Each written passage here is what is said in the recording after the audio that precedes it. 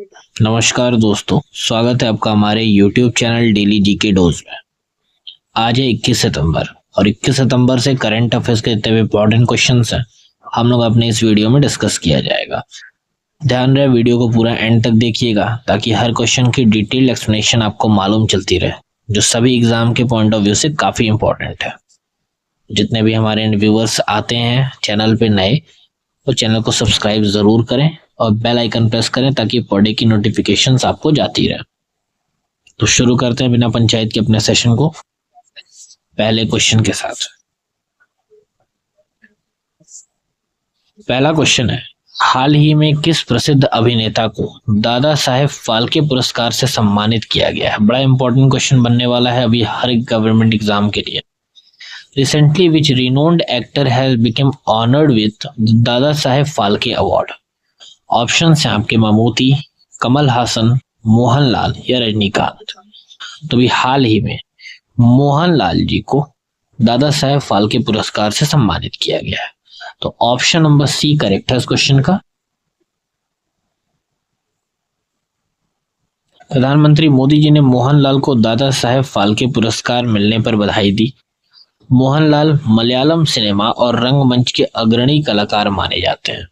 उन्होंने तेलुगु, तमिल, कन्नड़ और हिंदी फिल्मों में भी उत्कृष्ट अभिनय किया है। उनकी बहुमुखी प्रतिभा और दर्शकों का योगदान भारतीय सिनेमा के लिए प्रेरणादायक है। बढ़ते हैं अगले सवाल पे। हाल ही में भारतीय नौसेना और किस देश की नौसेना के बीच पहला द्विपक्षीय समुद्री अभ्यास भूमध्य सागर में संपन्न हुआ है? Important question. Recently, the Indian Navy conducted its first bilateral maritime exercise in the Mediterranean Sea with the navy of which country? ध्यान रखिएगा, इंपॉर्टेंट इसलिए बनेगा क्योंकि ये पहला है। तो ऑप्शन है आपकी ग्रीस, फ्रांस, इटली या स्पेन। तो करेक्ट आंसर है आपका ऑप्शन नंबर ए, ग्रीस। 18 सितंबर 2025 को भारतीय नौसेना और ग्रीस की हेलेनिक नौसेना ने भूमध्य सागर में पहला द्विपक्षीय समुद्री अभ्यास किया।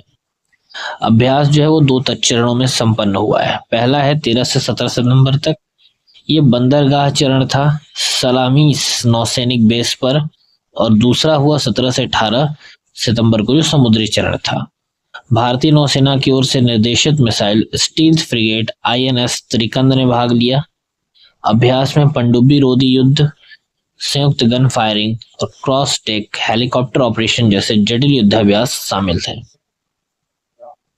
नेक्स्ट क्वेश्चन है हमारा, हाल ही में oil India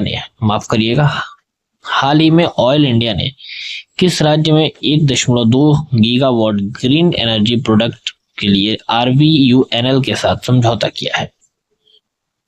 recently Indian Oil signed an MOU with RVUNL for 1.2 GW green energy project in which state? अभी इंडियन ऑयल और RVUNL का एक दूसरे के साथ MOU पे साइन हुआ है जिसमें 1.2 गीगावाट ग्रीन एनर्जी प्रोजेक्ट को कंफर्मेशन किया गया है। तो पूछ रहा है कि किस स्टेट में हुआ है? ऑप्शन है आपके गुजरात, राजस्थान, महाराष्ट्र या मध्य प्रदेश। तो करेक्ट आंसर है आपका option number B, Rajasthan. Oil India और राजस्थान राज्य विद्युत उत्पादन निगम ने 1.2 GW ग्रीन एनर्जी प्रोजेक्ट के लिए संयुक्त उपक्रम किया। 1000 मेगावाट सौर और 200 मेगावाट पवन ऊर्जा विकसित की जाएगी। ये परियोजना RVUNL के रिन्यूएबल एनर्जी पार्क में स्थापित होगी। ये भारत के स्वच्छ ऊर्जा लक्ष्यों की दिशा में एक अहम कदम है। नेक्स्ट क्वेश्चन है हमारा, ये भी इंपॉर्टेंट क्वेश्चन, सारे इंपॉर्टेंट आज के तगड़े क्वेश्चन हैं। हाल ही में महिलाओं के स्व सहायक समूह यानी कि SHG सदस्यों को पहचान पत्र जारी करने वाला पहला राज्य कौन बना है? Recently which state became the first to issue ID cards for women self help groups members? Option है आपके केरला, महाराष्ट्र, कर्नाटका या तमिलनाडु। तो भारत में अभी पहला राज्य है तमिलनाडु, जिसने स्वयं सहायता समूह की जो महिलाएं हैं उनके लिए ID यानी कि पहचान पत्र जारी करने वाला पहला राज्य भी बना है। तो ऑप्शन नंबर डी करेक्ट है इस क्वेश्चन का। तमिलनाडु ने एसएचजी सदस्यों को पहचान पत्र देने वाला भारत का पहला राज्य बना। शुरुआत डिप्टी सीएम उदयनिधि स्टालिन ने सलेम जिले से की है। इस मौके पर 3,500 करोड़ के ऋण भी एसएचजीज को वितरित किए गए। पहचान पत्र से महिलाओं को सरकारी योजनाओं और सुविधाओं तक आसान पहुंच भी मिलेगी। अगला सवाल, हाल ही में किस देश में नवरात्रि के अवसर पर डांडिया और गरबा रास कार्यक्रम का आयोजन किया गया है? अब चूंकि भारत में था तो एक बहुत बड़ी बात तो नहीं थी, क्योंकि इंडिया में तो ये कल्चरल प्रोग्राम है ही, लेकिन अब किसी देश की बात हो रही है इसलिए इंपॉर्टेंट क्वेश्चन है ये। Recently in which country was a dandiya and a garba raas event organized on the occasion of Navratri? Option है आपके नेपाल, बांग्लादेश, श्रीलंका या भूटान। करेक्ट आंसर बनेगा आपका option number B, Bangladesh. Dhaka में इंडियन एसोसिएशन ऑफ बांग्लादेश ने नवरात्रि पर डांडिया और गरबा रास कार्यक्रम आयोजित किया। भारतीय समुदाय, बांग्लादेशी मित्रों और सांस्कृतिक प्रेमियों ने इसमें भाग भी लिया। भारत के उच्चायुक्त प्रणय वर्मा ने कार्यक्रम का उद्घाटन किया और इस तरह के आयोजन भारत बांग्लादेश के सांस्कृतिक संबंधों को और मजबूत बनाते हैं। अगला क्वेश्चन है, हाल ही में किस देश ने H-1B वीजा आवेदनों पर प्रतिवर्ष $1,00,000 शुल्क लगाने की घोषणा की है? Recently, which country has announced a $1,00,000 annual fee on H-1B visa applications? Option है आपके इंडिया, अमेरिका, ऑस्ट्रेलिया या कनाडा। तो अभी हाल ही में अमेरिका ने H-1B वीजा आवेदनों पर प्रतिवर्ष $1,00,000 शुल्क लगाने की घोषणा की है। ऑप्शन नंबर बी करेक्ट है इस क्वेश्चन का। यही है वो शख्स जो इस समय पे काफी लथरई कर रहा है, ध्यान रखिएगा इसको। अमेरिकी राष्ट्रपति डोनाल्ड ट्रंप ने हाल ही में बड़ा कदम उठाते हुए H-1B वीजा का एक नया वार्षिक शुल्क लगा दिया है। अब कंपनियों को विदेशी कर्मचारियों के लिए प्रति वर्ष $1,00,000 देना होगा।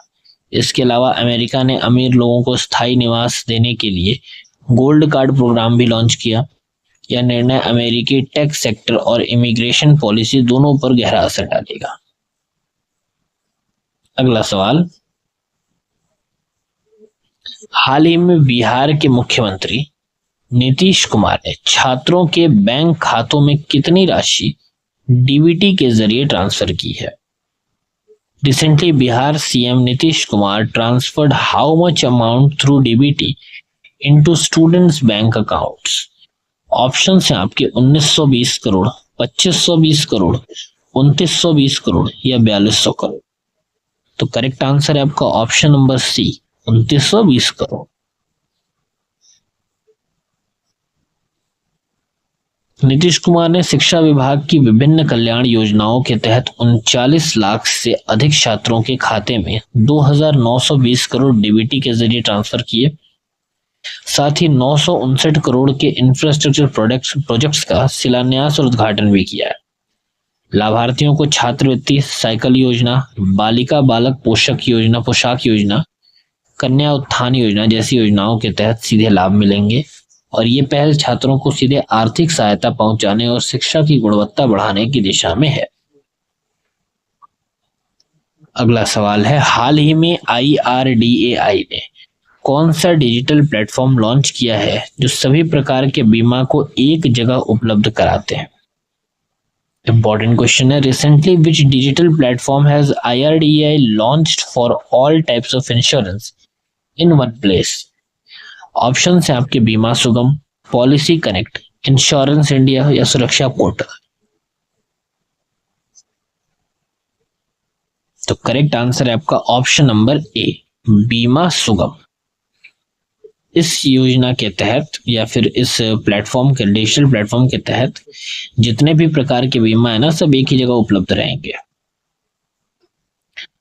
IRDAI ने हाल ही में बीमा सुगम लॉन्च किया जो जीवन, स्वास्थ्य, मोटर, ट्रैवलर और सामान्य बीमा के लिए एक ही यूनिफाइड डिजिटल मार्केट प्लेस है। ये प्लेटफॉर्म धीरे धीरे दिसंबर 2025 तक पूरी तरह से ट्रांजैक्शनल बन जाएगा। इसमें पॉलिसी की तुलना, खरीद, नवीनीकरण, प्रबंध और क्लेम की सुविधा भी मिलेगी। बीमा धारक, बीमा कंपनियां, एजेंट और बैंक सभी इस प्लेटफॉर्म से जुड़े होंगे। अगला सवाल,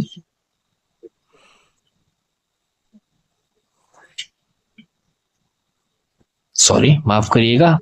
अगला क्वेश्चन है, हाल ही में बिहार के मुख्यमंत्री नीतीश कुमार ने किस टीम के खिलाड़ियों को सम्मानित किया है?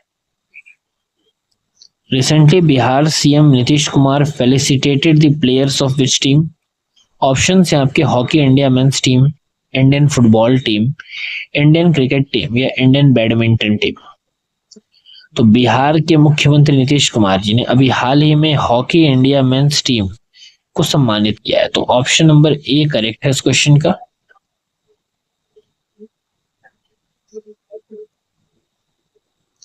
बिहार के सीएम मुख्यमंत्री नीतीश कुमार ने मेंस एशिया कप चैंपियनशिप 2025 जीतने वाली टीम को पटना में सम्मानित किया है। माफ, 1 मिनट रुकिएगा जरा।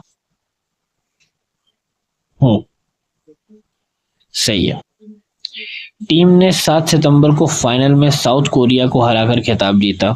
हर खिलाड़ी को 10 लाख रुपए और सपोर्ट स्टाफ को 5 लाख रुपए नगद पुरस्कार दिया गया। कुल 2.5 करोड़ चेक के माध्यम से टीम को वितरित किए गए। फाइनल क्वेश्चन है हमारा, हाल ही में भारत और किस देश ने व्यापार वार्ता फिर से शुरू करने और सहयोग बढ़ाने पर सहमति व्यक्त की है? Recently India and which country agreed to restart trade talks and deepen cooperation? Option है आपके यूएसए, ऑस्ट्रेलिया, यूके या कनाडा। तो हाल ही में भारत और कनाडा ने व्यापार वार्ता फिर से शुरू करने और सहयोग बढ़ाने पर सहमति व्यक्त की है। ऑप्शन नंबर डी करेक्ट है इस क्वेश्चन का। भारत और कनाडा ने व्यापार, रक्षा, ऊर्जा और महत्वपूर्ण खनिजों में द्विपक्षीय वार्ता फिर से शुरू करने पर सहमति दी।